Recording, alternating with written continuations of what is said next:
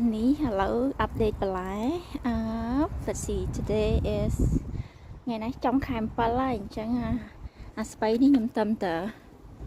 tâm tờ đồ chênh á sạch đi mà cài đồ chênh hái nè anh ấy bắt đầu nó gì nhọp hai bênนี้មាន space នេះហើយនឹងទឹកគួនដាក់ដាំបានប៉ុណ្ណឹងទៀតស្រោចទឹកហើយក៏មាន cilantro មាន tea ពី3មុខនឹងដែរហើយនេះខ្ញុំដាំនៅមុខផ្ទះទេគឺយើងមានដីប៉ុន្តែមិនអីល្អដែរតែដំណាំបានប៉ុណ្ណឹងទៅសក់នេះប្រហែលជាបេះបានហើយនេះចាំមើលថ្ងៃនេះខ្ញុំចេញទៅក្រៅចាំមើលល្ងាចចាំបេះហើយនឹងស្រោចទឹកមក plate អានេះគេហៅ switch charge នេះក៏បានដែរចាំមើលល្ងាចបេះអញ្ចឹងណាព្រោះថ្ងៃនេះបញ្ញាប់ទៅក្រៅបន្តិចប៉ុន្តែ